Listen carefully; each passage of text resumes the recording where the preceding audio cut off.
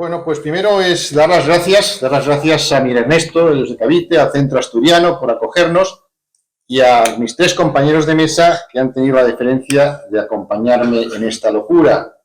Una locura para luchar contra otra locura, porque también al fuego se le vence con el fuego de vez en cuando. Una locura sana, intentamos. Pero es destacar algo que, bueno, yo llevo defendiendo en este libro y que compartiendo con dos psicólogos y una terapeuta, pues he tenido el placer de escuchar que más o menos estamos o podemos estar en esa misma línea. ¿Y cuál es esta? Pues defender que la psicología colectiva influye en la psicología individual. Todos pertenecemos a grupos, unos mejores que otros, pero todos buscamos grupos que nos den autoestima. La prueba es cuando uno se hace de un club de fútbol, ¿verdad? ¿Qué le pasa a esa persona el domingo si gana su club? Que va a estar muy contento. ¿Y por qué? Si no ha hecho nada, más que tomarse una cerveza viendo la televisión. Porque se siente parte de un grupo de éxito. Bien, pues nos guste o no, somos parte de una familia, que es la familia de 550 millones de hispanos. Y lo que le pasa a esa familia, nos guste o no, nos influye a cada uno de sus componentes. Esto es lo que vamos a intentar desarrollar con detalle en la jornada de hoy. Vamos a ver si se ve. Bien. Me toca hablar de historioterapia, como digo, dedico a esto un capítulo. Por cierto, vamos a ver el tiempo, me lo llevas, para que no nos pasemos. Relato colectivo, confianza y salud mental. Gente que está conectando también otras radios, viendo al mismo tiempo. Eso es polifacetismo, claro. ¿Qué pasa? Que no sabemos lo que nos pasa. Es lo que nos pasa. Esto decía un tal Ortega y Gasset. Es preciso, decía otro personaje, Marco Aurelio, tener siempre presente esto. ¿Cuál es la naturaleza del conjunto y cuál es la mía? Y cómo se comporta esta respecto a aquella y qué parte del conjunto es. Es decir, el conjunto influye en nosotros, no somos islas. Decía también otro personaje, no sospechoso, Pitágoras, en el discurso de Crotona, el respeto a los antepasados es sagrado porque forma comunidad. No podemos despreciar a los que han estado antes que nosotros aquí, porque a ellos les debemos estar aquí. Y no estamos seguros que los que llegan después nos deban a nosotros. Así que lo primero, humildad. ¿Cómo está la salud mental de los hispanos? Vamos a hacer un diagnóstico rápido del estado de situación. Hispanos tenemos un problema. Somos cada vez más, sí, 550 millones de personas que hablan el mismo idioma, pero podemos menos porque estamos divididos, somos dependientes, enfrentados y a menudo nos equivocamos de enemigos. ¿Eso en qué genera? En una depresión colectiva, una baja autoestima, aseguradas por una lectura errónea del pasado. Es como si dijera toda nuestra vida que nuestro bisabuelo era un violador, un genocida y un ladrón, y hubiéramos nacido con esa historia en la familia. Bueno, no nos iría muy bien. Imagínense si un día descubrimos que todo eso era una gran patraña. No somos, en una serie que ve todo el mundo, también mis hijos, lo de Aquí no hay quien viva, o algo así, o la que se avecina, que dice que somos huevones o leones, ¿no? Bueno, pues eso es quizás una decisión que hay que tomar en la vida, porque hemos tenido muchos antepasados que fueron leones, que enfrentaron desafíos mayores que los nuestros con menores medios. Pero no es la envidia el problema nuestro, es la ingenuidad. No nos damos cuenta de cómo funciona el mundo. Hay un dicho en la mesa de póker, cuando no sabes quién es el tonto de la mesa del póker, el tonto eres tú. Y si dos hacen trampas y lo sabes y sigues jugando, eres doblemente tonto. Eso le ha pasado muchas veces al mundo hispano. Pruebas. Esto es un informe del Pew Research Center. Como es en inglés, seguramente se lo van a creer. Bueno, esto es porque han ganado el mercado, ¿verdad? Es la autoestima colectiva de los países europeos. 35 países europeos. ¿Saben ustedes cuál es el país con menor autoestima colectiva de toda Europa? El suyo. Claro, porque hemos sido un país indiferente. No hemos hecho nada, ¿verdad? Nada relevante. No es verdad que el mundo se conozca a sí mismo por nosotros, ni que hemos hecho la primera vuelta al mundo, ni la Escuela de Traductores recuperó el pensamiento griego, ni la Escuela de Salamanca hizo el pensamiento. No, nada de eso vale. Tenemos menos autoestima que Estonia. Es verdad que es malo tener demasiada autoestima, porque entonces, mis amigos psicólogos ya explicarán, degeneras en narcisismo y te puede dar por invadir países, como le pasa un poco a Rusia, pero también mira a Grecia, Y se ha pasado, porque siguen pensando que son herederos de Platón, de Aristóteles, y eso fue hace mucho tiempo, demasiado tiempo. Pero necesitamos hacer otra historioterapia, porque el caso español es el hecho diferencial real que tenemos, no otros, que se inventan otros para despistar. En América pasa algo parecido. Esto es el estudio de confianza interpersonal, un estudio mundial de valores, 2021, da la casualidad que en Hispanoamérica es la zona del mundo con menor confianza interpersonal entre personas. ¿Qué quiere decir esto? Esto es fundamental para formar, bueno, empresas, asociaciones, fundaciones, el tejido social. Pues nosotros, que hace 300 años éramos parte de una familia, católicos, súbditos del rey, desde Nueva España hasta Patagonia, hoy no nos fiamos unos de otros. Miren ustedes quiénes son los que tienen más confianza interpersonal, los nórdicos, los sucesores de los bárbaros y los vikingos. La cultura cambia, para bien y para mal. Otro dato para ser optimistas. Esto es África. ¿Saben ustedes cuál es el país de África con mayor índice de alfabetización? La única provincia hispana, la otra, el Sáhara no contó, no está en esta encuesta, que fue Guinea Ecuatorial.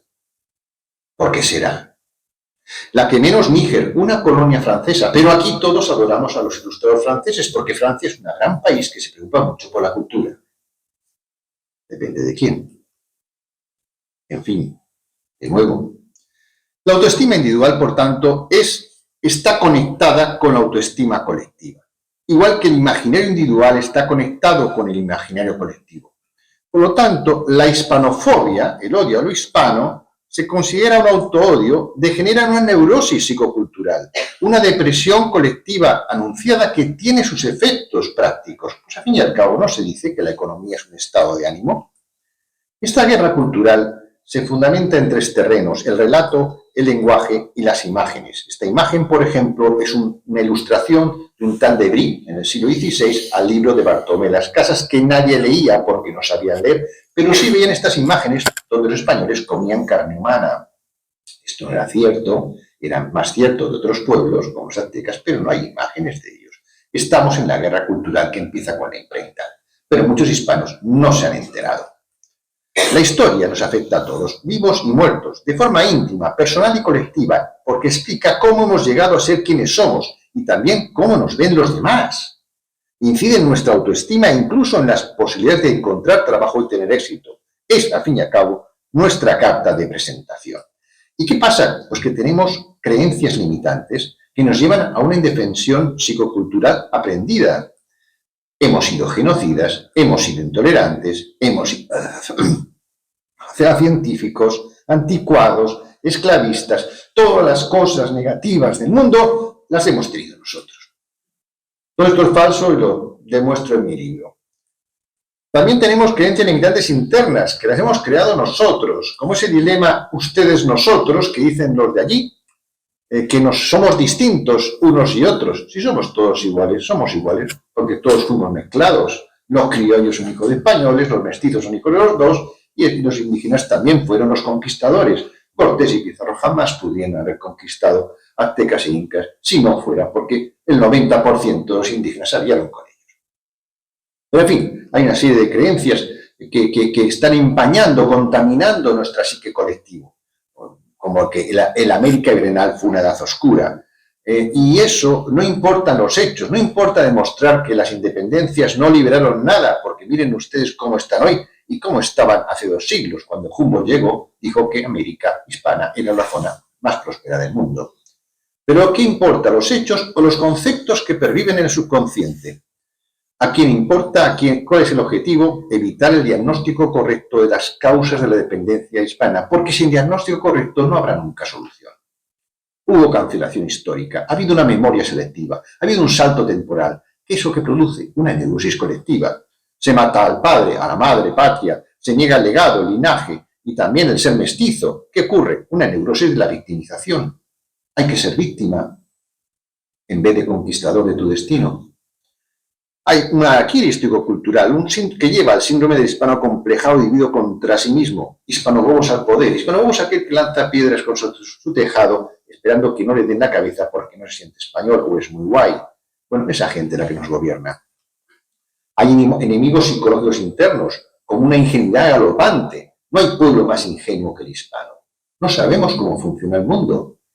Un sectarismo patológico, cada uno es de una región, de una ideología, de una ciudad, de un pueblo, antes que del todo. Así no funciona nada. Un localismo, egoísmo extremo, un discurso del odio, bueno, ¿qué nos lleva? Una enfermedad mental asegurada. ¿Qué podemos hacer?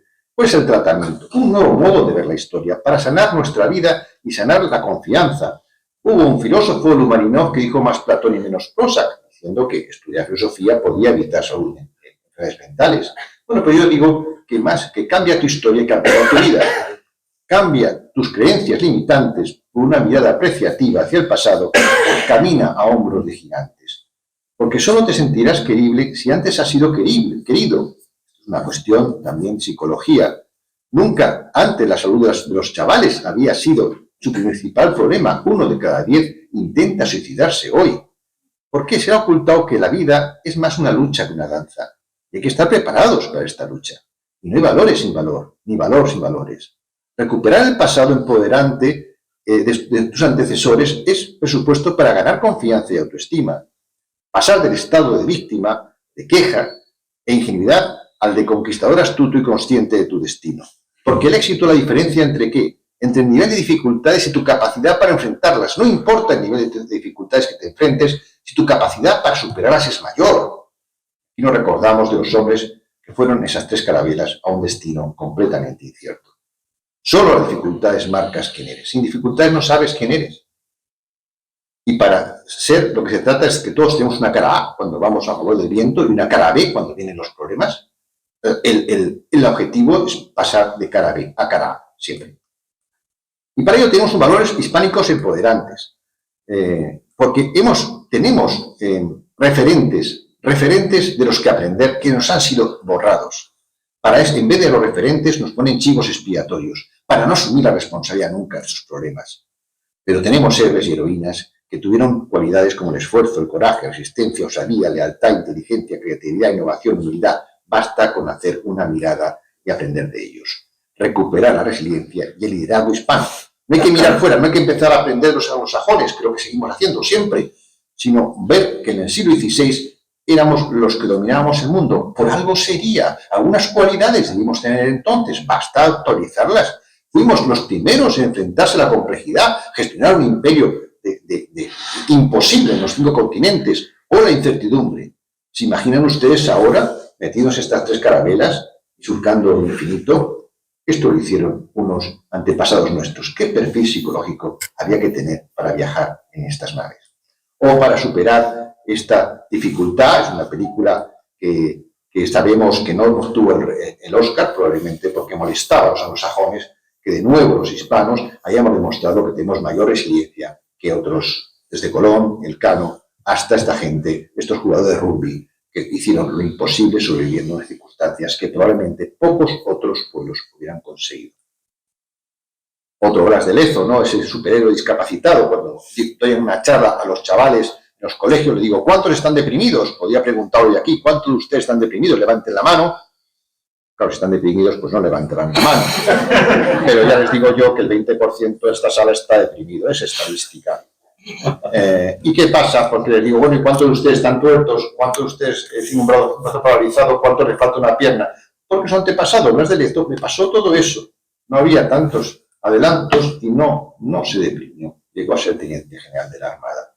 No tenemos derecho, por lo tanto, nosotros a deprimirnos viniendo de esta saga. Pertenecemos a un club de talento, no estamos solos. Le debemos a nuestros antepasados estar a la altura. Decía Luther King, ¿no? Si no quieres que suban encima de ti, no te agaches. Vivimos agachados.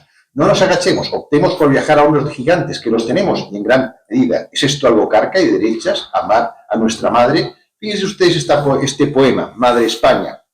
Abrazado a tu cuerpo como el tronco a su tierra, con todas las raíces y todos los corajes, ¿quién me separará, me arrancará de ti, madre? Decir madre es decir tierra, que me ha parido, es decir a los muertos, hermanos, levantarse, es sentir en la boca, escuchar bajo el suelo sangre. ¿Quién escribió esto?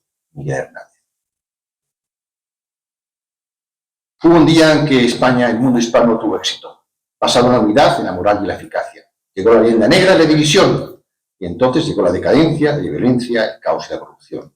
Hace 8 años, 10 años, un grupo de pioneros intentamos hacer un revisionismo histórico para recuperar la verdad histórica. Y hemos llegado a la indignación. La indignación nos lleva a la queja y a la parálisis. Hay que pasar a la acción. Yo también incluyo un plan de acción de 20 medidas que no voy a entrar ahora a discutir porque quiero dar paso a mis compañeros. ¿Qué hay que hacer? El viaje del héroe, vencer al dragón, salvar a la humanidad. ¿Quién es el dragón? Pues mira, aquí unos leones rampantes del escudo inglés, una pista. Este otro dragón es el chino. Nosotros tenemos la alegría. Y también este cuadro de Juan Luna, un pintor filipino, por cierto, que decía, este es España y Filipinas, la España romanizada, véanse lo que esta mujer porta en la cabeza, guía a Filipinas en pos del futuro común. Bueno, esto se puede hacer recuperando lo mejor de su pasado, que fue la unión entre lo romano, lo greco-romano, lo puramente hispano, el Sacro Imperio Romano Hispánico. O, en otras palabras, ¿qué hay que hacer? Pues pasar de pequeños gusanos, ingenuos y miopes de un solo ojo, para convertirse en aladas mariposas astutas de visión panorámica. ¿Cómo? Pues dejando de ser unos auténticos capullos. Muchas gracias. Bueno, gracias por la invitación. ¿Sí, bien? Vale. Bueno, hoy hablaremos de las consecuencias psicológicas de este dominio anglosajón. Albert. La hispanidad viene de la tradición grecolatina del bien, la verdad y la belleza. Siempre hemos estado entre dos civilizaciones. El Islam, religión que te dicta cómo pensar, qué hacer, cómo relacionarte, incluso te dice dónde tienes que mirar. Y por otro lado, el mundo individualista anglosajón, del que hoy hablaremos un poco. Me parece importante apuntar algunas cuestiones que nos caracterizaban. En nuestra tradición se procuraba la recta razón. Nos basábamos en la escolástica, el libre albedrío, y se tenía en cuenta la tradición y el pasado.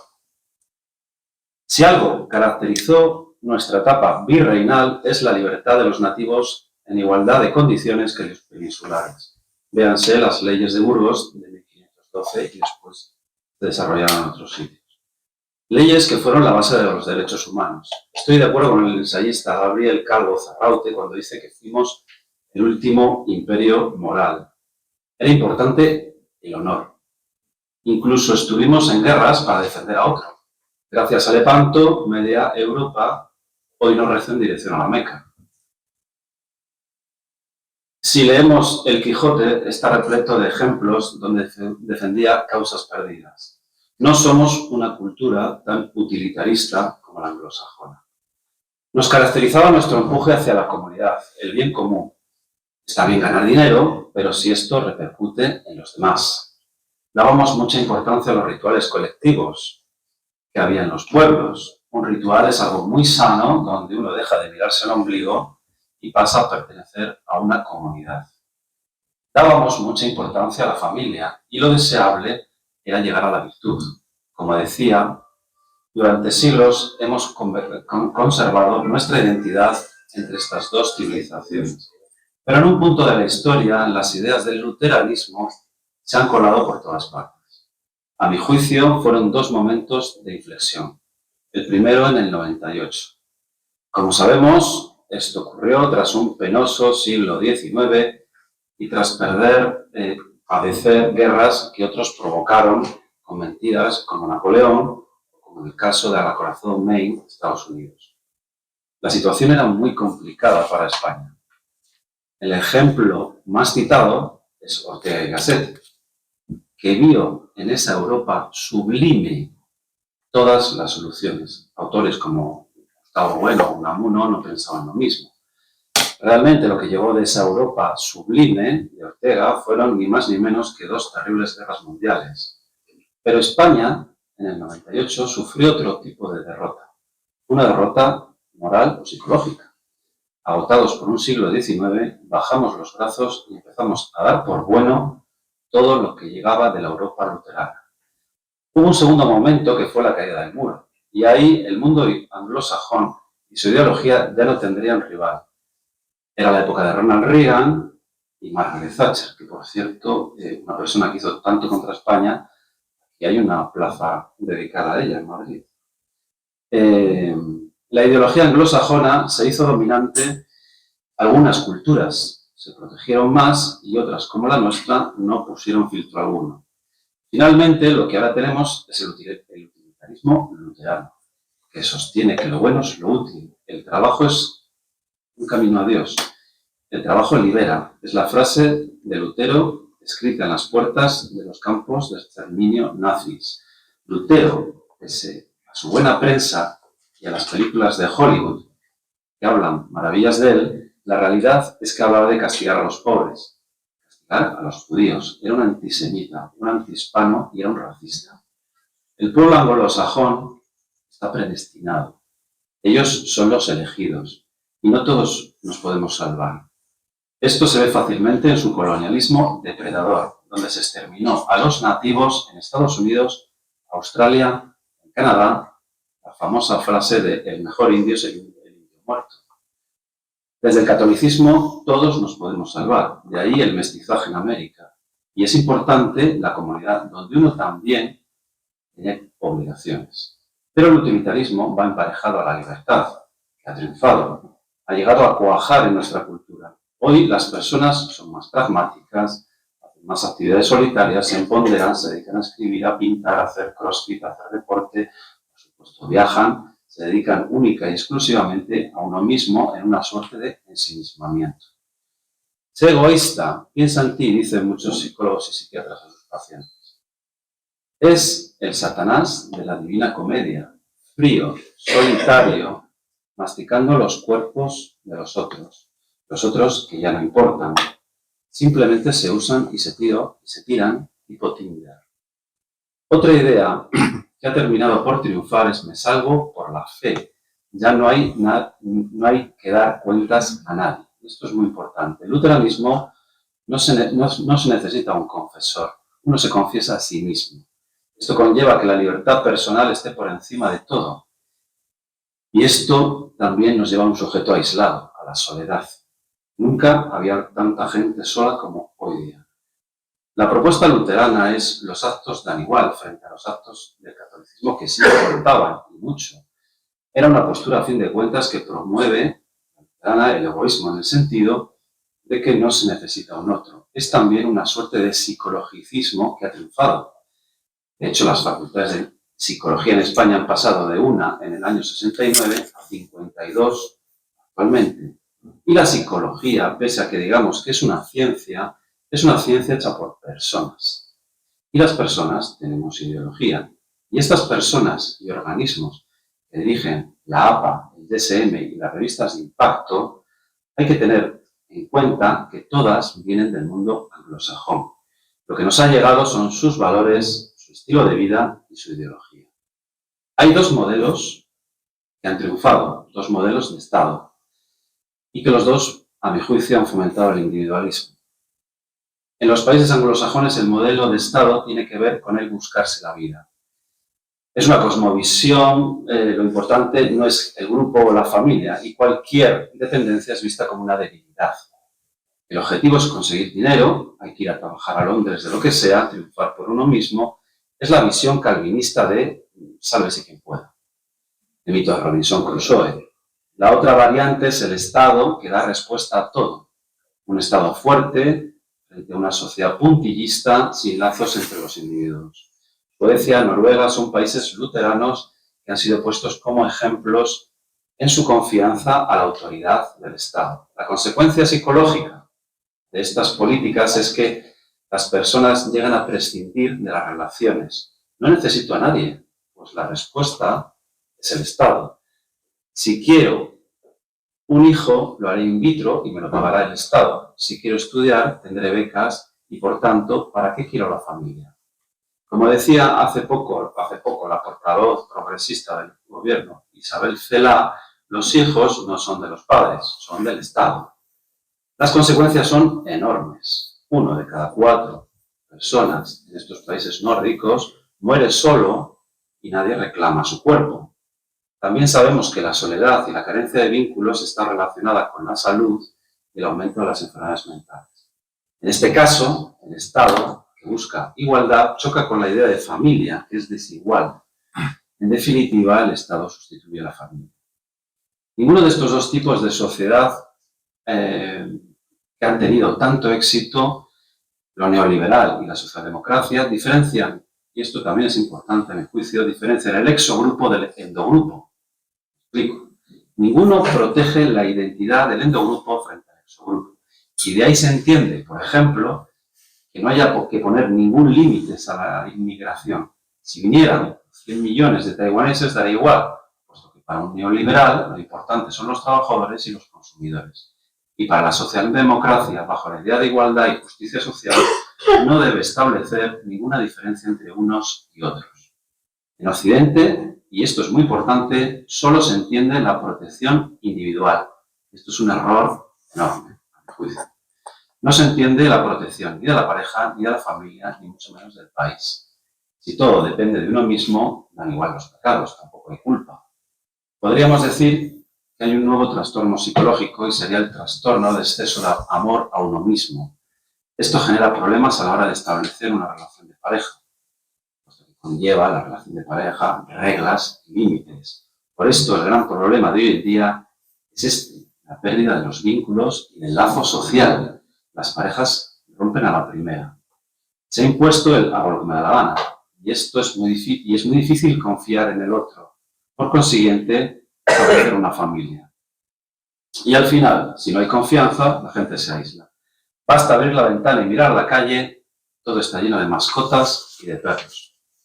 Nunca antes en la historia había vivido tanta gente sola. El cenit de esta cultura es la sologamia, casarse con uno mismo, y esta no era nuestra cultura. Y por primera vez en la historia, y esto también es importante, se ha roto el principio de conservación de la especie. La próxima generación seremos la mitad de la mitad. Frente a esta ideología anglosajona individualista, tenemos a nuestros vecinos del Islam. Ellos lo tienen muy claro, puesto que por su religión no pueden actuar de otra manera. Europa es nuestra, dicen los musulmanes. Aquí solo tenéis perros y gatos y nosotros tenemos 4 hijos de media. Pero bueno, aquí en España lo realmente importante es que estudiemos inglés. Sin duda asistimos al éxito del subjetivismo y del constructivismo. El no tener hijos no es un problema laboral o económico. La mitad de las mujeres de Extremadura son funcionarias públicas y tampoco tienen hijos. El no tener hijos no es una cuestión básicamente ideológica. La tradición de vivir con los padres para cuidar a los hijos ni se plantea. El hijo se tiene que ir lejos. Los hijos ya no se llaman como los padres. Tienen que ser algo distinto y especial. Desde la psicolingüística vemos las palabras que empezaban por auto han aumentado en el diccionario desde el año 39, que eran 55, a palabras que empiezan por auto han pasado 176. Por último, otra característica del luteranismo es su rechazo al pasado. Lutero eliminó dogmas, algunos sacramentos. Frente a esto, el saber católico era acumulativo, la escolástica, y se podría innovar, pero se tenía en cuenta la historia. Por ejemplo, el DSM en nuestra psicología, una de las críticas que tanto ha recibido es precisamente que los diagnósticos psiquiátricos podemos considerarlos como históricos. Estamos ante una cultura presentista, psicopatologizada, que valora lo nuevo. No se trata de volver al pasado, pero tampoco es esto. Y para no extendernos más, bueno, gracias Alberto, porque me ha hecho un prólogo precioso del próximo libro. Alberto, gracias. Espero que tenerlo para vosotros algún día. Gracias.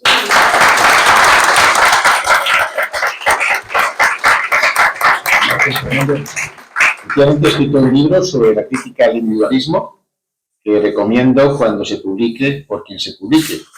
Y bueno, creo que además Fernando conoce muy bien el Islam porque su mujer, que aquí está presente, es de Egipto, ¿me equivoco? Sí. También podría hablar ya mucho de lo defraudada que están algunas mujeres musulmanas con las mujeres occidentales. Pero bueno, eso es para otro capítulo. Pasamos a María. Bueno, ya se la ha presentado, así que no sé qué sentarte aquí, María, o te paso yo las diapositivas. Muchas gracias a todos por estar aquí. Y bueno, empiezo mi disertación.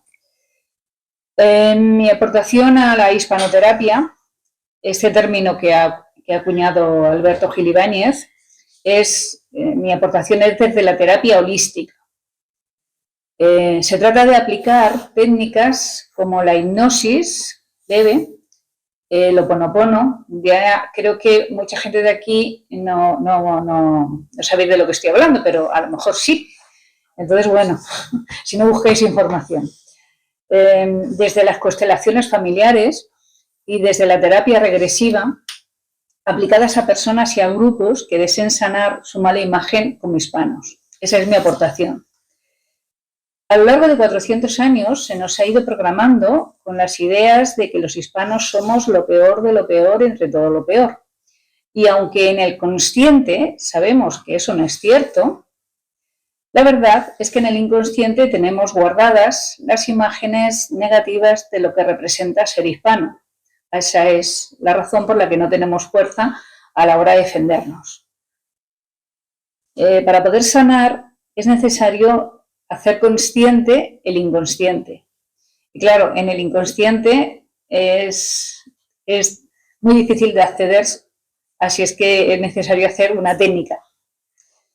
En la terapia individual, la sanación se produce cuando la persona que padece cualquier tipo de problemática regresa en un viaje espaciotemporal a través de una hipnosis leve al momento en que ocurrió por primera vez el problema que le aqueja.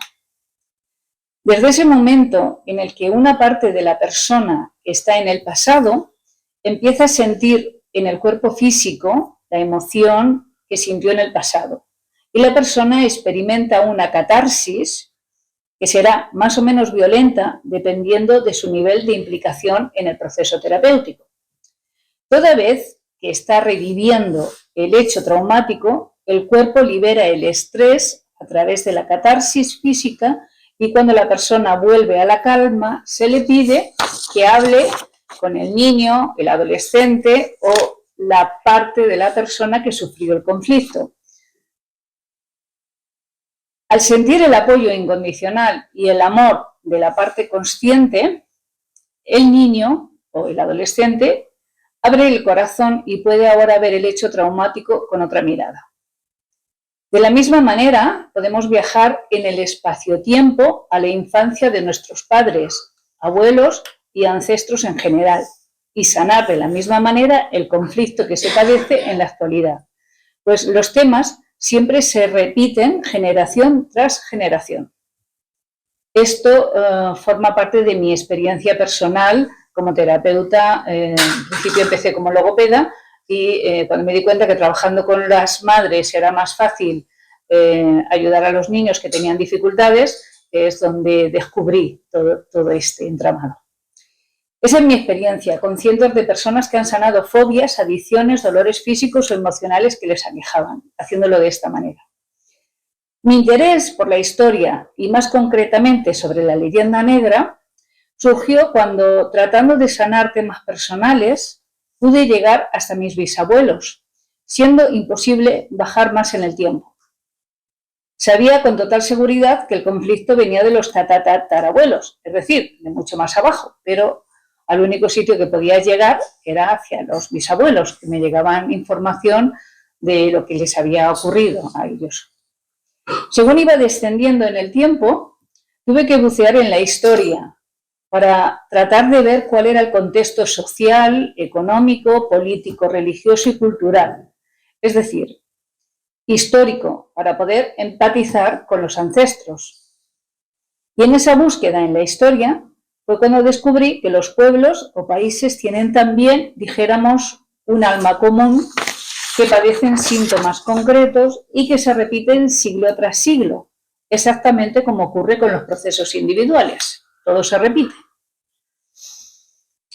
Y fue ahí donde descubrí que existe una leyenda negra que se inició en el Renacimiento con los italianos y que siglo tras siglo no ha hecho sino crecer en mentiras y manipulación de la historia. Al llegar a este punto descubrí la gravedad de esta leyenda negra, pues afecta a nuestra imagen como españoles y eso explica el estado de suicidio colectivo en el que en verdad nos encontramos. Fue entonces cuando conocí a Alberto Gil Ibáñez, que a través de sus libros y vídeos de YouTube nomina con hispanoterapia a lo que debemos hacer para sanar el complejo de inferioridad, la culpa. y ahí están sus libros. Gracias, María. No estaba preparado. Decidí entonces elaborar una terapia como la que hacía en los procesos individuales y que tantos y tan buenos resultados se han cosechado, ¿no? Y es por esto que estoy ante ustedes presentando la hispanoterapia. ¿Y cómo es la técnica? No os la voy a hacer porque cuento con muy poquito tiempo. Entonces, esto igual sería necesario hacer un taller exclusivo de gente que realmente tenga ganas de hacer este proceso. Pero yo lo explico. En primer lugar, a ver un momentito. Bueno, esto sería ahí el título tan bonito, la clave sanarnos de la leyenda negra. Y bueno, lo siguiente. Bueno, antes, aquí me falta el proceso. Primero hay que mostrar imágenes negativas de los dibujos animados, que no he podido hacerlo, porque ha habido un problema técnico, de las imágenes negativas de los dibujos animados de Érase una vez el siglo de oro español. Érase una vez, ¿se acuerdan? Mira, se me pone la piel de gallina. Es de lo más deprimente. Tengo las imágenes en el móvil, pero no las he podido pasar aquí. Pero os recomiendo que podáis ir a YouTube y busquéis Érase una vez el siglo de oro español, porque es de lo más deprimente que hay. Es de lo más deprimente que existe. Cómo nos pintan, cómo nos dibujan, ¿no? Y luego también como las imágenes de los indios en una Arcadia feliz, todos son rosados, todos felices, en fin, una cosa increíble. Y en ese capítulo también se ve cómo las construcciones de los franceses, los palacios, eran realmente fotos y no los dibujos ahí mal hechos de la Giralda de Sevilla, por ejemplo, te recuerdo. O sea, es de verdad increíble. Y todo eso no lo hemos tragado sin darnos cuenta. Las personas que tienen ahora entre 40 y 45 años para abajo han visto esos dibujos. Y los han visto riéndose de ellos, haciendo bromas, sin darse cuenta de que les estaban programando. Así que esas imágenes iban directamente al inconsciente. Y ahí se quedaban guardadas en el inconsciente. Eso se llama programación predictiva. Y se utiliza el primado negativo. Eso lo utilizan en todas las películas, ¿eh? El primado negativo consiste en ponerte en las películas, los cómics, las series, imágenes de lo que va a ocurrir en el futuro o de lo que quieren conseguir. Entonces, como las has visto en forma de película, en forma de drama, en forma de chiste, en forma de dibujos animados, cuando pasan de verdad no te lo crees, ¿vale? Porque dices, eso es una película. Pues así es como lo hacen, ¿no? No dan puntadas sin hilo.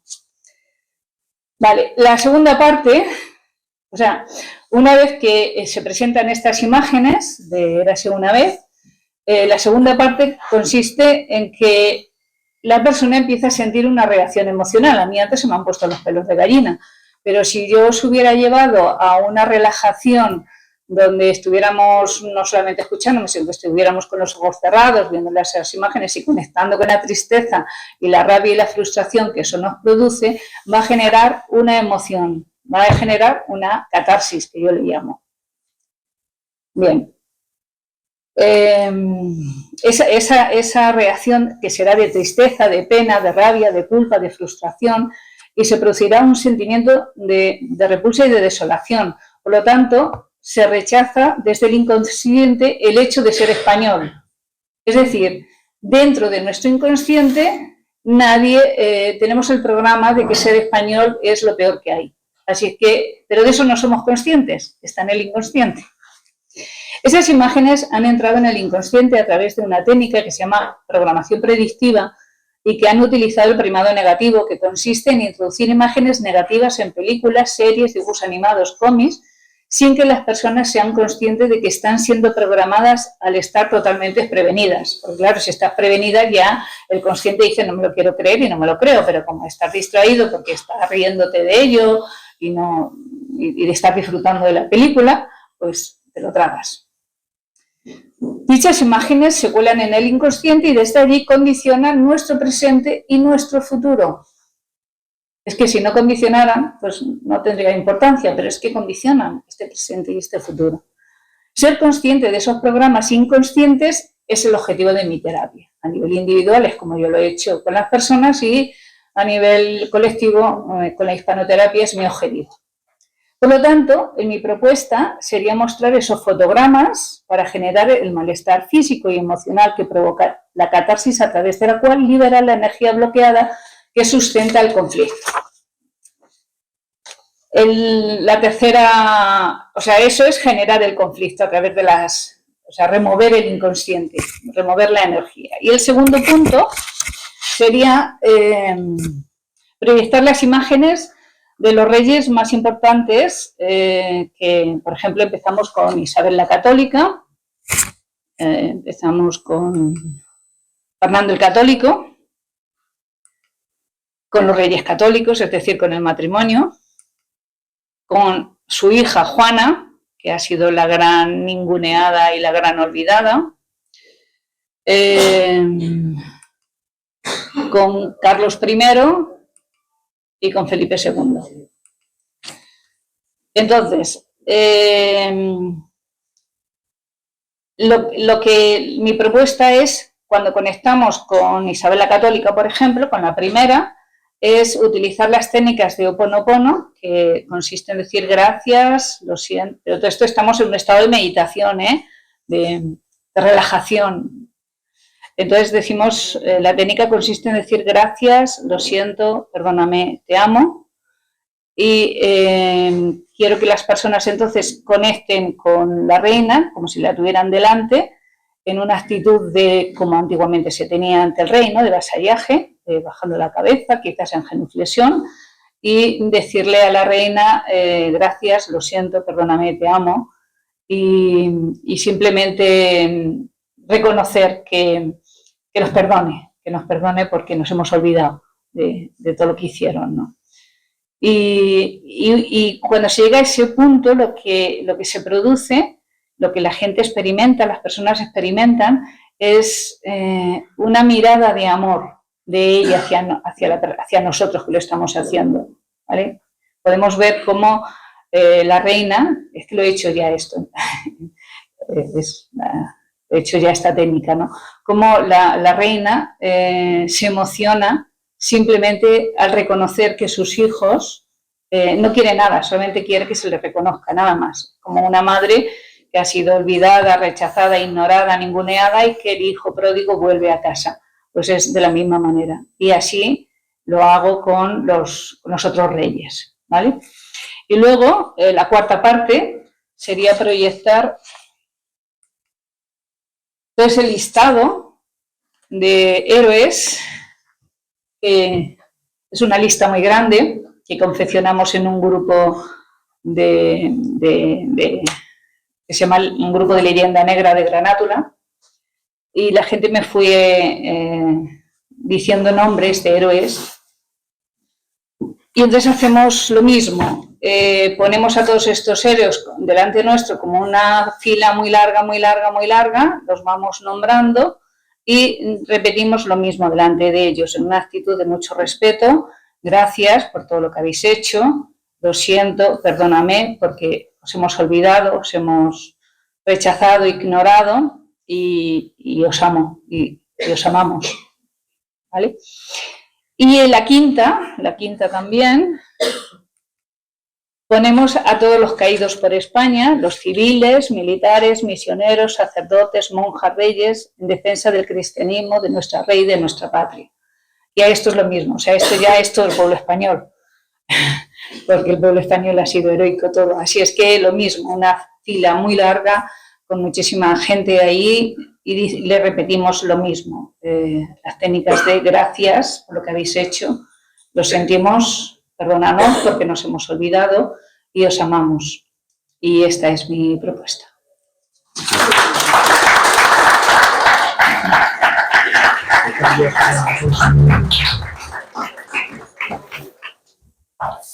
Bueno, agradezco a todos que están comportados estupendamente con el tiempo, así que espero que haya luego ocasión para preguntas y ya, pues, el último de la fila, que no es por eso, aquí aparecía un libro que éramos los dos coautores, ese que ha puesto María, Psicoespiritualidad frente al mal, pero creo que hoy va a hablar de otra cosa.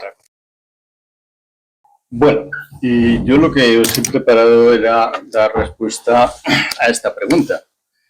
España necesita un cambio psicológico, que lo que podríamos hacer es también cambiar un poquito el nombre y es los españoles necesitamos un cambio psicológico y desde ya os digo que sí.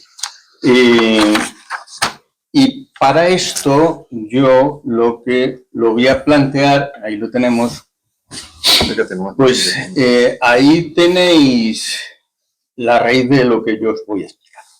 Y ahí tenemos los abuelitos del papá por un lado, los abuelitos de la mamá por el otro, tenemos un espacio que es la casa, tenemos unos dirigentes de esa casa que son papá y mamá, y tenemos un niño encantador, tenemos un niño un poco toca pelotas, tenemos una empolloncita, tenemos una diablilla, tenemos los hijos adoptados y tenemos un psicopatón de estos que montan el Cristo en casa y en todas partes, ¿vale? Yo lo que os voy a explicar un poquito son bases de lo que es un trabajo de terapia de familia y posteriormente lo vamos a llevar a dos familias. España, que es la que somos nosotros, todos hermanos, y unos mejores que otros, pero todos hermanos, ¿vale? España y Hispanoamérica. Es decir, aquellos que ya son adultos y que en un momento fueron hijos de España y hoy ya tienen sus propias casas, ¿de acuerdo? Pero que aún así seguimos estando ligados por la comunión familiar que podamos tener entre todos. Una familia, empezamos ahí, una familia es una estructura y que tiene una identidad y unas interacciones entre sus miembros, con vínculos, afectos, comportamientos, conductas, etcétera, y también unas influencias externas que inciden individualmente, pero también en el colectivo de toda la familia. Y siempre en un proceso de cambio. Esta mismo que os acabo de decir lo lleváis al tema de España, al tema de Hispanoamérica. Es decir, somos una identidad, tenemos un modelo de comunicación, tenemos vínculos, tenemos influencias de países externos y siempre, por definición, como todo ser vivo, estamos en proceso de cambio. Por lo tanto, el eje es el tema de la terapia de familia, pero adaptado a, digamos, nuestro país actual y a la concepción de Hispanoamérica. Dentro de, ahora retomo la parte de familia, tenemos unos antepasados, ¿vale?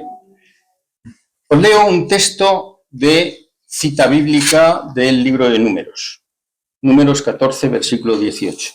Dice, el Señor castiga la culpa de los padres en los hijos y en los nietos, hasta la cuarta generación. Es interesantísimo esto porque las nuevas líneas de trabajo en terapia de familia está la biodescodificación, la transgeneracional y las constelaciones familiares que citabas tú antes. Y ahí podemos ver cómo tatarabuelos e incluso más atrás inciden en nuestro psiquismo y, por supuesto, en nuestras relaciones personales, individuales, colectivas y familiares. La estructura familiar, como digo, tiene sus miembros, sus vínculos, pero sobre todo, y que vienen de los abueletes y bisabueletes, de los secretos familiares, que tienen un peso tremendo y muchísimas veces está en nuestro inconsciente y no somos conscientes de ello, pero existen, ¿de acuerdo? Y te enteras de milagro, ¿vale? Pero auténtica de milagro. Yo tengo información, por ejemplo, que de un tío mío que es mi primo no tiene. Y mi tío estaba enamoradísimo de otra mujer. Mi primo no tiene ni idea de esto, ni tampoco tiene sentido ya contarse. Bien, para que una terapia de familia funcione, Es decir, para que nosotros podamos funcionar como Estado, como España, y Hispanoamérica como Hispanoamérica, uno, tenemos que reconocer el conflicto. Un terapeuta no puede trabajar con una estructura de familia si los padres, por ejemplo, niegan la realidad. Dos, tener una disposición al cambio. Tres, tener conciencia y comprensión del conflicto. Y cuarto, estar abierto a unas nuevas formas de hacer, unas nuevas formas de conducta y experiencias emocionales correctivas que se van dando en el proceso terapéutico.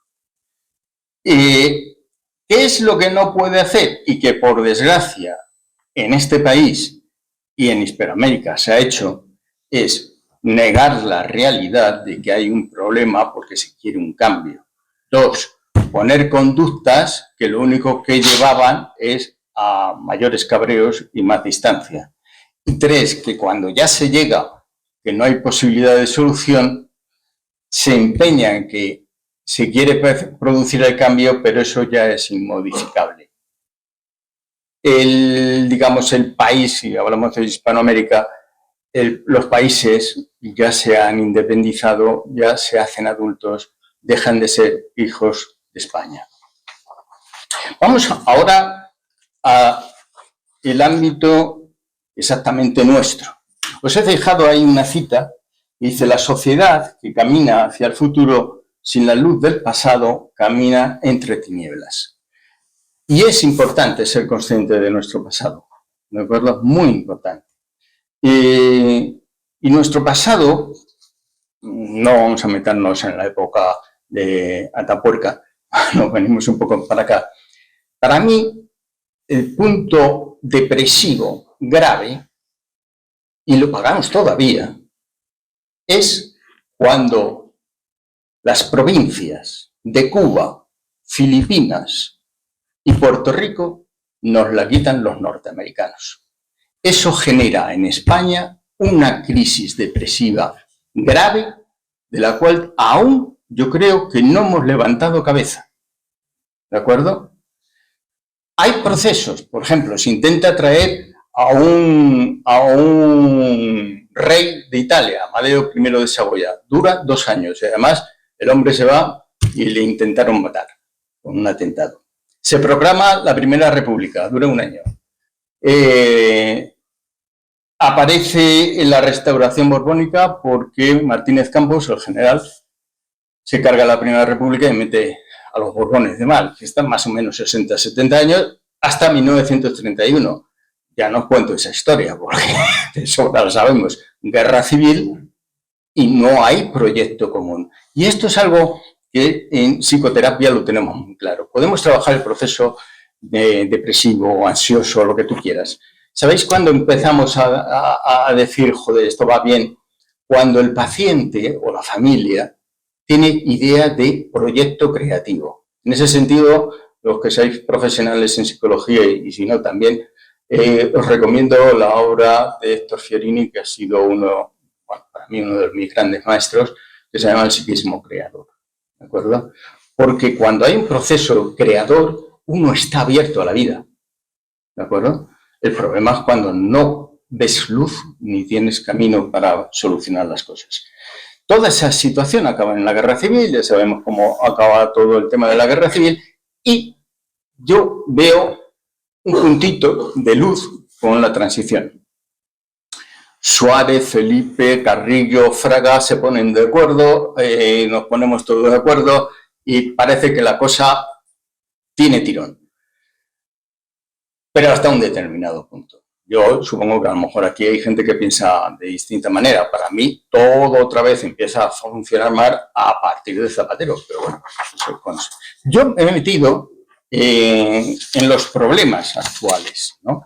Es decir, si lo hablásemos en términos de terapia de familia, ¿qué pasa, ¿no? con este chaval o con esta familia? Os leo. Confrontación y corrupción política y social, desconfianza en instituciones y en partidos, en los políticos y en las decisiones que toman. Inseguridad ciudadana, violencia y respuesta de la justicia. Hay un libro muy interesante también que se llama Martina, si os gusta, la novela negra, porque habla del tema de la justicia. El exceso de inmigración, un sector de la población presenta endofobia, es decir, odia por completo todo lo que tenga que ver con España.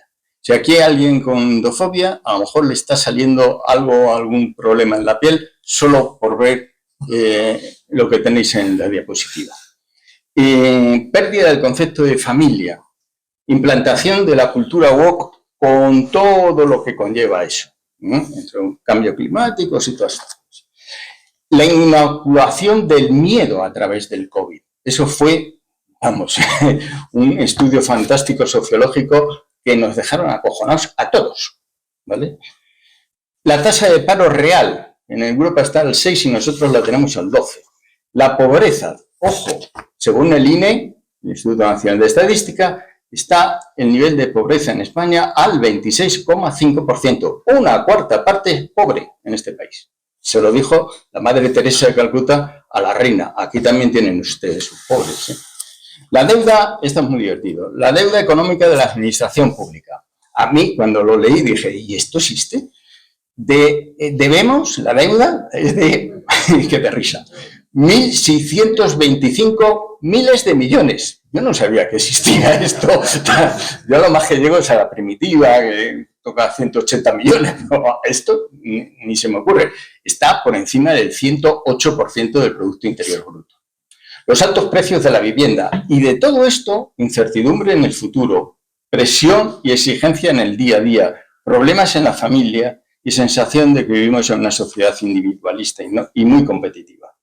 Si nos metemos en el ámbito de las drogas, ha aumentado el alcohol, el cannabis y la cocaína. Si nos metemos en los psicofármacos, casi todo el mundo ha pasado por psicofármacos. Es decir, hay un 41% de la población con depresión y un 47% con ansiedad. Y de ese 47% hay un 36,5% de alta ansiedad y mantenida en el tiempo. La Seguridad Social en el 2015 se gastó 600 millones en psicofármacos. Está claro que la cosa no va bien. Si nos metemos en el ámbito del suicidio con datos del 22, en ese año el 14,5% pensó en suicidarse. Aún así, hubo 4.227 suicidios. Salen a 11 personas que se quitan la vida en este país en el 22. Así que... Al día, quiero decir. Al día, claro. Con lo cual, la cosa no funciona muy bien. ¿Qué podemos hacer? Ahora viene la parte terapéutica, ¿no? Bien, evidentemente casi lo que necesitaríamos es un diván psicoanalítico que vaya de Cantabria a Canarias y de Galicia a las Baleares, pero como no podemos pagar esto porque tenemos una deuda pública tremenda, lo que podemos hacer es un trabajo personal, ¿de acuerdo? En una serie de líneas. Por ejemplo, valorar nuestra historia, nuestra historia pasada. En lo social y en lo político, considero tener líderes sanos y gobiernos sanos, que no mientan, por favor, que no mientan. Exigir resultados. Este concepto lo hemos hablado contigo y con algunos de los presentes, que haya cierto nivel en términos de formación y profesionalidad de los políticos. A mí me parece muy bien las cajeras de Carrefour, pero no se puede pasar de ser cajera a ser vicepresidenta. Que los partidos dejen de ser lugar para colocar a sus afines. Reaccionar ante los intentos de control por parte de gente que quiera dominar la opinión pública. Que los medios de información no estén subvencionados por los políticos de turno. Que los sindicatos y los empresarios vivan de sus afiliados, pero no del dinero público. Tener nosotros un trabajo de cooperación social. Retomar el espíritu de reconciliación que vivimos con Suárez y compañía y de no confrontación. Y tener un proyecto creador, un proyecto técnico, humanista y espiritual. Buscar una paz social y redefinir, creo, en algunos puntos el tema de las autonomías en cuanto, sobre todo, sanidad, que lo vimos con las pandemias, que cada uno hacía lo que consideraba, y en el tema educativo. No es de recibo que estemos cambiando los sistemas educativos cada 2 por 3. Y en lo personal, y aquí sí que incidimos y podemos hacer todos personalmente, es trabajar con consciencia. Es decir, siendo conscientes de que nosotros podemos aportar mucho al vecino y el otro vecino al otro vecino. Y entonces subir el nivel de vibración sana de España, ¿vale? Estar más en el ser que no en el estar, en el tener, en el desear. Salir de los apegos y las dependencias. Vivir más cercano a la naturaleza y respetar los vínculos familiares. Y ahora, si ¿nos me da? 3 minutos. 3 minutos. Vamos con la parte de familia. Esta era nuestra patria. Digo era porque ya no es. Ojo, esto no se enseña en los colegios. De esto teníamos que estar todos orgullosos. Pero no lo estamos. Es que ni saben que esto ha sido así. Cuando le dices a un adolescente, no, si es que nosotros estuvimos en Alaska, ¿qué? Ni idea. A lo mejor incluso alguno de ustedes no lo sabía. ¿De acuerdo? Y esto es precioso. Sigo. ¿Por qué es posible esto? ¿Por qué es posible esto? Primero, porque salimos eufóricos, se consigue la reconquista. Colón busca una nueva salida comercial que no va por donde Marco Polo, sino por otro. España ya empieza a ser un estado con una corona y con una religión, que es la católica, que une. Isabel la Católica, viendo cómo se empieza a tratar a los habitantes de América, dice, no, aquí de esclavismo nada. Estos señores y estas mujeres son tan españoles como los extremeños o como los vascos, ¿de acuerdo? Y les hizo españoles. Y ojo, en el texto dice, y que nadie les haga daño. Y esto es muy importante, porque claro, no consiste en conquistar nada, todo lo contrario, es integrarnos unos a otros, generando una nueva sensación de ser español.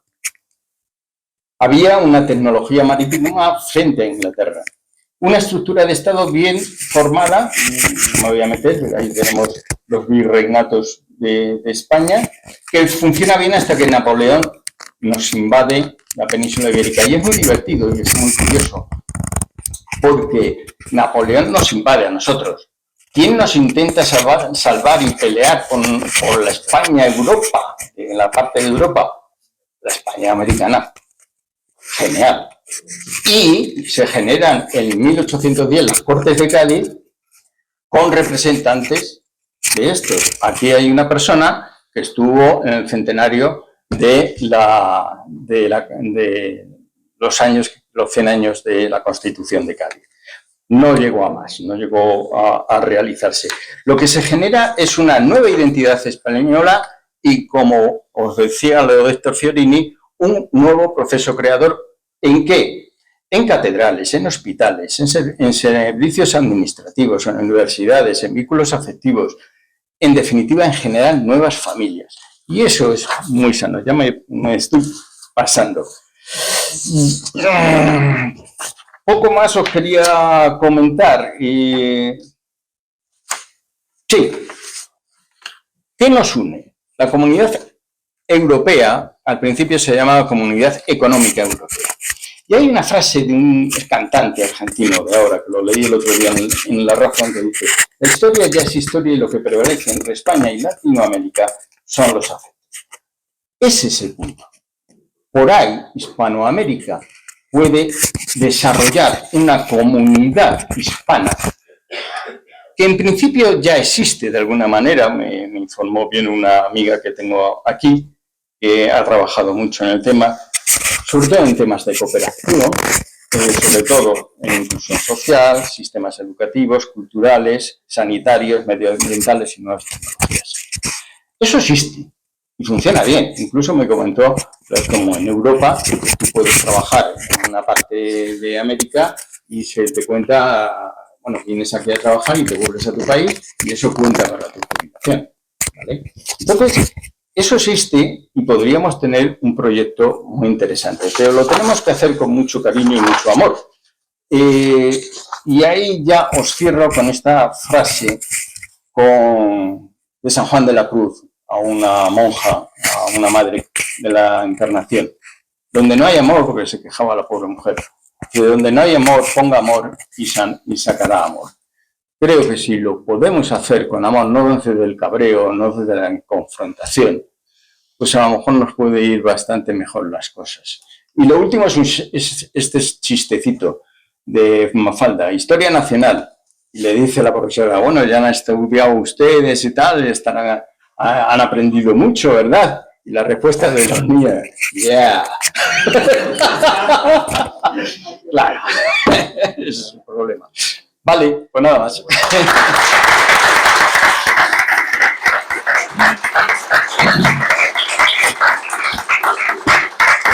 Ahora toca el turno a ustedes. Hemos analizado esta cuestión desde 4 perspectivas.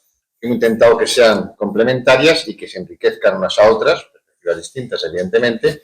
Y ahora, pues, que ustedes están dispuestos a que sus preguntas responderlas.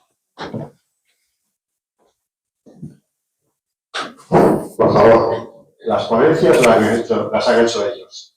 Ahora no hagamos ponencias paralelas. Hagamos preguntas claras y escuetas. Y respuestas claras y escuetas. Gracias a todos.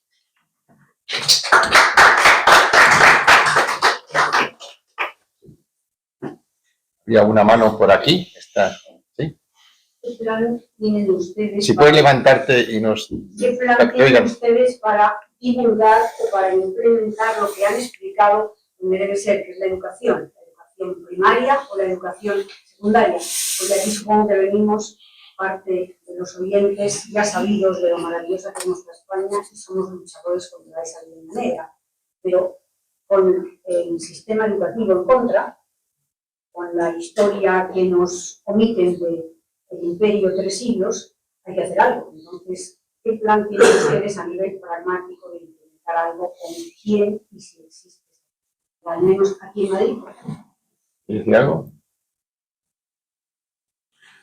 Yo desconozco, yo he trabajado en la Consejería de Educación, de hecho, lo de terapia de familia lo hacía cuando estaba en el Instituto de Psicología Aplicada, que pertenecía a Educación, y luego en los últimos años en los conservatorios de danza. Y a mí no me suena en absoluto de que los proyectos educativos al centro y tal se contemple tener una historia. Tendría que ser una historia común para todo el Estado, ¿de acuerdo? Pero me temo que eso no. ¿Por qué? Porque cada autonomía, tal y como estamos ahora, ¿no? Cada autonomía hace de su capa un sallo y cuenta la historia como le da gana. Ese es el problema de las autonomías. No hay un eje, ¿vale? Entonces, quién sabe si a lo mejor el día de mañana en el tema de las autonomías alguien da un golpe en la mesa y dice, bueno, hasta aquí hemos llegado. Vamos a tener una historia común. Y entonces, esa historia, para mí, tiene que ser objetiva. Es decir, técnicos de historia que digan pros y contras, que no se oculte nada, pero común para todos. Pero actualmente, perdón, una pregunta, actualmente no se puede insistir en tener algún tipo de actividad extraordinaria para que los niños, lo mismo que tienen idiomas y otras cosas de las actividades, sea una más que se ofrezca voluntariamente como actividad cultural en los colegios. Bueno, yo voy a contestar un poco, también está Quiero de Cavite, haciendo cosas con los colegios. Estamos haciendo cosas con... A ver, hay una técnica para no deprimirse, es no esperar nada de los políticos, porque te va a llevar la decepción. Otra técnica para no deprimirse es no buscar la solución a tus problemas en los demás, sino decir, como decía Kennedy, el tema no es qué puede hacer el gobierno por nosotros, sino qué puede hacer por... La pregunta sería, no se trata tanto de qué puede hacer otros por la hispanidad, sino qué podemos hacer nosotros por la hispanidad. Yo quiero ahí ser autorresponsables en plan psicológico, y es que todo lo que estamos aquí presentes podemos hacer más. Tenemos hijos, tenemos nietos, tenemos sobrinos, tenemos hermanos, entonces todo esto lo podemos transmitir, independientemente de lo que hagan los gobiernos. Luego hay asociaciones, como el de Cavite, también iniciativas individuales, que yo voy a los colegios, que me llaman, y doy charlas complementarias. Pero claro, para eso tienen que llamarte. Y hay una resistencia enorme de los profesores de historia, y no solo de historia, para que esto no ocurra porque, bueno, porque hay una ideología dominante, no en Cataluña, en el País Vasco, en todo el territorio. Me llamó un profesor una vez de Andalucía, es decir, no es un territorio peligroso y tal, que iba a dejar, el profesor de historia del instituto, que lo iba a dejar. ¿Por qué? Si este instituto viene en Andalucía, por la presión de mis colegas. En fin, el problema es ese, que es que nos han contado una historia que dice que es bueno criticarnos a nosotros mismos, ¿no? Yo digo que psicológicamente hay unos perfiles muy peligrosos, como es el de adorar a los que nos desprecian. Hay una gran cantidad de gente encantada de adorar a los que desprecian. Por ejemplo, tenemos a los ilustrados franceses que nos desprecian. Luego hay un fenómeno, la derecha es anglófila, la izquierda es afrancesada, o la derecha es germanófila, la izquierda puede ser rusófila, sinófila, pero ¿quién es hispanófilo? Para eso hay que ser extranjero. ¿Quieres tú? Sí. Yo también.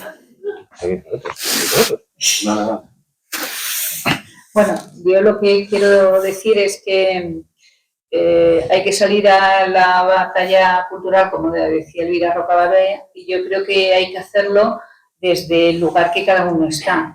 Por ejemplo, yo soy de un pueblecito pequeño que es Granátula, en Ciudad Real, y a mí se me ocurrió que es el pueblo, o sea, es el pueblo.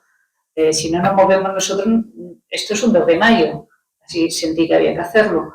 Entonces yo organicé unas jornadas de leyenda negra en este pueblecito, que en principio mi objetivo era pues, que 4 de mi pueblo se muriesen en paz, sabiendo que no son sus ancestros mala gente, sino todo lo contrario, y resultó que fueron de un éxito impresionante a nivel nacional e incluso internacional, porque aparecieron hace 2 años la información en el mundo, en el país, en La Vanguardia, y fue un pueblecito pequeñito y surgió así de esa manera. Yo no conocía absolutamente a nadie, ni ponentes, ni nada, y sin medios. Entonces, creo que si yo soy presidenta del club de tenis, pues creo que tengo que hacer algo con mis socios. Que vengan a cuento, pues una merendola o lo que sea, y vamos a hacer una exposición. Y así, cada uno desde el lugar en el que está. Y no esperar absolutamente nada de los de arriba, porque como esperemos algo, vamos muy mal. O sea, no, esto es un 2 de mayo, o sea, que tengáis claro qué es lo que hay que hacer. Y yo es lo que estoy haciendo. Muy bien. ¿Cómo integráis todo eso que habéis dicho, la representación del malestar, que somos horribles, con esto último que ha pasado en Valencia? ¿Cómo el dividir y vencerás, que es imperante, la reacción de los de a pie ha sido justo lo contrario? Todos a una contra una. ¿Cómo lo integráis? Entonces, Sí, mira, te lo uno yo. Yo soy en la universidad y hace poco hice un recuento de los trabajos de fin de grado. ¿Sabéis qué son? Los PFGs. Sí. Entonces, observé que de 7 personas en estos últimos años había hecho TFGs de ideología de género. Digo, pero no hay más temas. Yo vengo de la España vaciada, es un problema terrible. Y un trabajo esto. Tenemos problemas, es un listado enorme, mi compañero. Bien hecho, ¿no? La universidad está tremendamente ideologizada. Pero tremendamente ideologizada. Y es triste, ¿eh? El problema es que esa ideología divide. Y es lo que acabas de decir. La división se ve. O sea, uno no se pone de acuerdo, se la culpa al otro. Tiene que pasar una desgracia así, Claro. para que salga todo. Exactamente. Pero yo lo que quería decirte uno a ti, a la otra pregunta, que nosotros somos, ojo, la sociedad civil, tenemos muchísima fuerza. Yo creo que esto se olvida a la gente. La sociedad civil tenemos una fuerza inmensa. 3 personas ahora mismo pueden cortar la calle. Y no se necesita más, y aquí somos 100. Claro, lo podemos hacer, ¿no? Pero esto a veces se olvida, ¿eh? Pero esta asociación ha hecho mil cosas y son pocos. Yo creo que tenemos que recobrar un poco este concepto de la fuerza que tenemos. Y que sí, que todo esto que hemos dicho, pedir cuentas y pedir tiempos, y eso porque no lo has hecho. Lo que pasa es que la política tiene poca memoria. Este desastre, la poca memoria se ha visto. Una presa que no se ha hecho, un desvío que no se ha hecho, aunque no cada 4 años. Bueno, no me quiero pero somos la sociedad civil, ¿eh? Muy bonito. Vamos a otra pregunta porque si no, no avanza. Vale, sí. Aquel señor de... Sí, yo, bien, pues, oye, lo primero felicitaros porque me han encantado las 4 ponencias.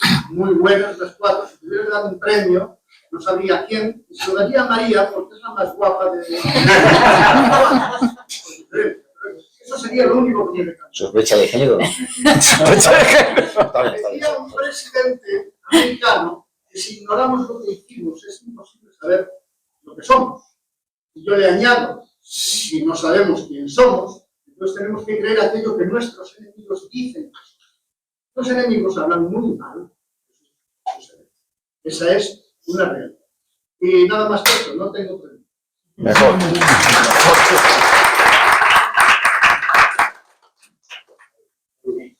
Muchas gracias. Coincido con el señor. Han sido magníficas las 4. Yo en este caso me decanto porque Alberto Ibáñez ha citado a Miguel Hernández y uno de sus mejores poemas, uno de sus poemas más desconocidos entre la grey comunista y progre de siempre. Mucha gente, yo me dedico a eso, hay mucha gente que te dice de memoria los poemas más agresivos, no te dicen, no saben que escribió un libro que se llama Madre, un poema que se llama Madre. Realmente, y eso tiene mucha importancia, porque ese poema y sus últimos momentos están en la línea de la reconciliación nacional, la auténtica reconciliación nacional, no la que programaba Cadillo. Yo creo que tiene mucha importancia que le prestemos a eso la máxima atención, porque es verdad que de la leyenda negra vive mucha gente, pero del guerra-civilismo yo creo que vive tanta como de la.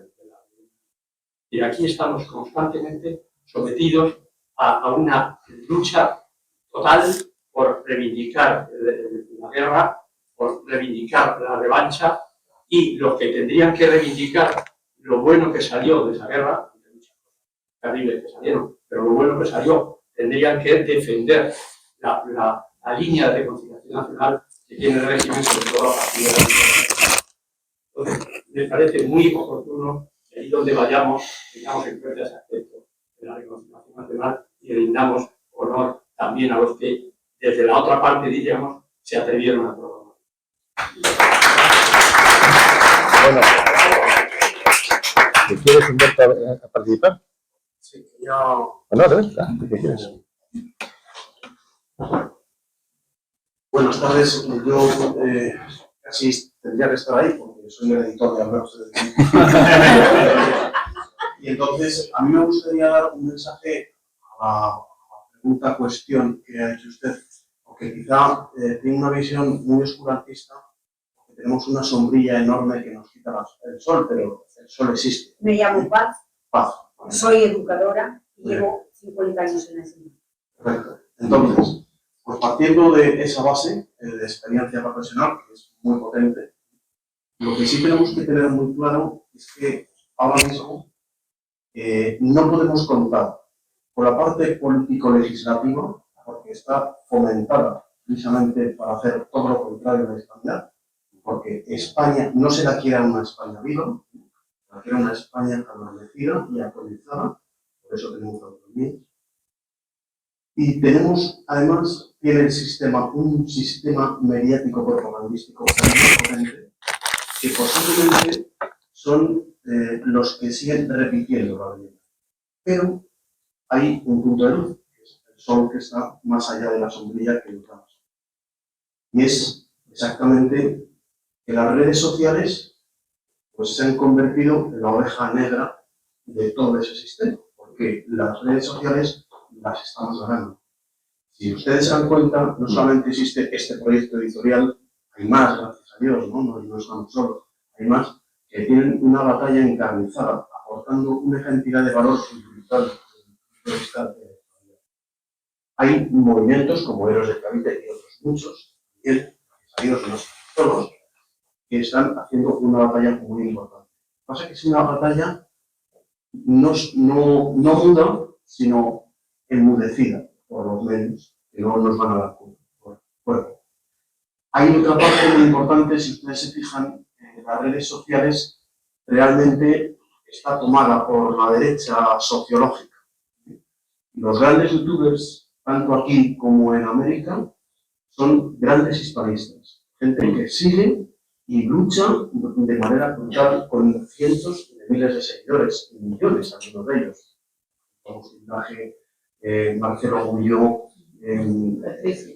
Patricio Ron, muchísima gente, ¿no? Y yo creo que no tenemos que asustarnos.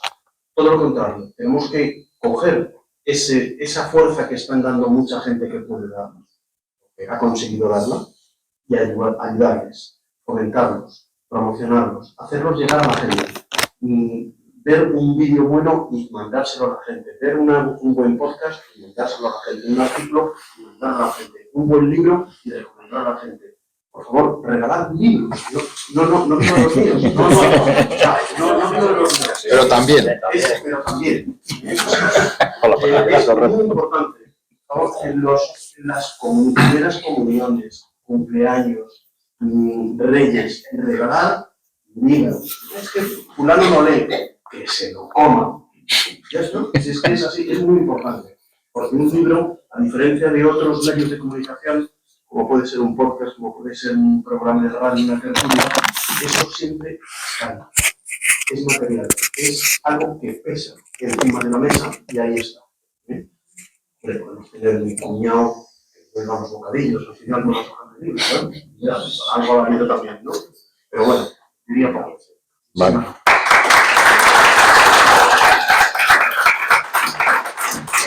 Yo, volviendo a la psicología, quería hacer un comentario que se ha dicho. Es verdad que uno ha dicho el vicio fundamental de los españoles es la ingenuidad y el sectarismo.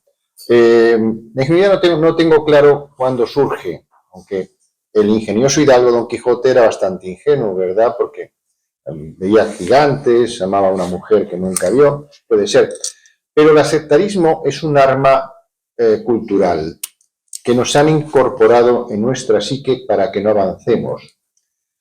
Yo sostengo en mis libros que las guerras civiles que hemos tenido han sido todas internacionales. Son por intereses extranjeros. También la última. Olvidamos, cuando nos metemos entre nosotros, saber quién era más malo y quién mal, que aquí fue un teatro de operaciones para probar armas entre alemanes, nazis y rusos, hasta que firmaron el pacto Molotov y entonces acabó la guerra. ¿Qué ocurre con la izquierda y la derecha española? Pues que son sectarios. ¿Y qué pasa? Que se han olvidado de lo que somos. Fijaros, la derecha es anglófila porque ama el liberalismo anglosajón. Ha olvidado que el primer liberalismo fue español. La izquierda es marxista. Marx era hispanófobo. Cuando olvida que las primeras reformas sociales se hicieron en América, las leyes de Burgos, primera prohibición del trabajo de menores, primera derecho de la mujer a vacaciones cuando está embarazada, primer derecho a vacaciones para todos, primera limitación de jornada a 8 horas, Felipe II. Todo eso nos lo han hecho borrar para que seamos vasallos cognitivos de modelos foráneos, que no funcionan. Yo sostengo en mi libro que el mayor aliado del capitalismo es el comunismo. ¿Qué mejor aliado quieres tener que uno que siempre que se pone en vigor fracasa? Es la mayor garantía de que el capitalismo va a ser siempre dominante. Nos engañan pensando que están divididos. Son dos monedas de la misma moneda. Sin embargo, en el siglo XVI se creó un modelo que yo llamo el Estado liberal, social, humanista, hispano, donde se combinaba la idea de comunidad, éramos todos católicos, la idea de solidaridad, los fondos situados en los primeros fondos de cohesión de los virreinatos más ricos o los más pobres, la idea de libertad, no solo del Quijote, sino la Escuela de Salamanca la convierte en categoría jurídica, la idea de comercio, creamos la primera ruta comercial global entre Asia, América y Europa, con una moneda global. Pero no se ha olvidado. Y aquel modelo funcionó, dio riqueza a toda una región donde no había guerras internas, donde no había corrupción, decía Humboldt, un alemán, decía aquí no hay corrupción, porque era un imperio moral, porque había técnicas de control de corrupción, la limitación de mandatos la inventan los españoles, 3 años más 3, no los norteamericanos, pero todo eso se ha borrado. Lo malo no es que ellos lo hayan borrado, lo malo es que nosotros lo hemos interiorizado. Y el mayor hispanófobo es un español. Lo decía Bartrina, conoce a un inglés porque habla mal de un francés, a un francés porque habla mal de un prusiano, a un español porque habla mal de un español. Yo digo, cuando dos hispanos se pelean, hay un chino, un anglosajón, que se ríen y dicen, vamos a comprar baratos.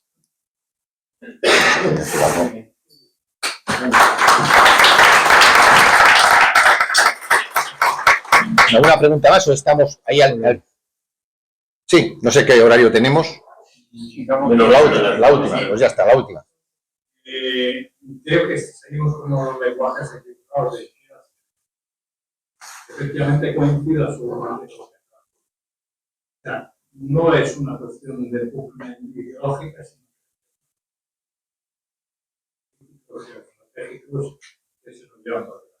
Igual que la ingeniería social que se viene haciendo desde muchísimos años en instituciones americanas para controlarlas menos. Tengo un libro muy bonito, Propaganda, que se llama Propaganda, dice, primero generar el caos y después hacer eso.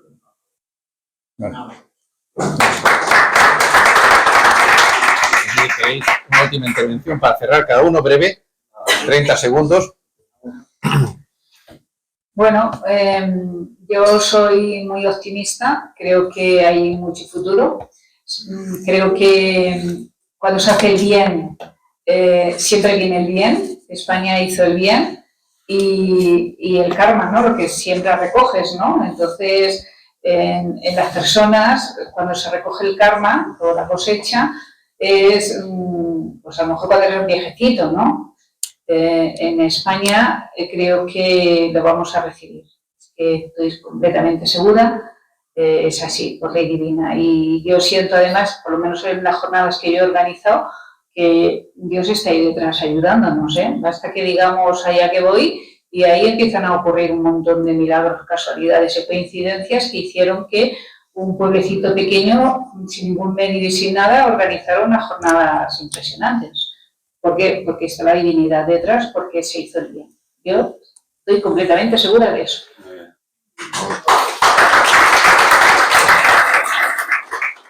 Nada, terminar diciendo ser optimista porque, por ejemplo, si tenemos en cuenta la hispanidad, el movimiento que ha surgido, realmente lo pensaba a raíz de las preguntas, pues me he dado cuenta, digo, ha sido espectacular. Estos, yo no sé si lo conoceréis, han sido éxitos editoriales desde el Día de Rocaberrea, éxitos enormes desde la película Hispanidad. Hay youtubers que tienen 1 millón de visitas, con por ejemplo, estaba pensando en Santiago Armesilla, el documental. Es decir, yo creo que algo sí que está cambiando. Yo creo que, y de esta década, muchísimo. Me refiero a esta sociedad civil también. Yo creo que lo mejor que puede pasar es que no estén los políticos. Sí, es verdad. O sea, yo creo que esto, que no se metan en este tema, es lo mejor que está pasando. Esto es político. A lo mejor dos políticos, sí. Gracias por venir. No, yo solamente en relación a lo que comentaba tu editor, hay un concepto que se llama concepto de masa crítica, que es la raíz cuadrada del 1% de la población. Yo he hecho el cálculo, teniendo 600 personas en España que empiecen este proceso, y yo creo que ya somos muchos más, y unas 2.000 en Hispanoamérica, porque son como 480 millones de habitantes, se puede ir generando un nuevo pensamiento, que es lo que hicieron los de la filosofía woke, tal cual, es decir, empezar a mandar mensajes masivos, ¿vale? Vale, pues vamos a jugar al mismo juego, vamos a mandar nosotros el mensaje que nosotros consideramos sano para la Hispanoamérica y para el mundo.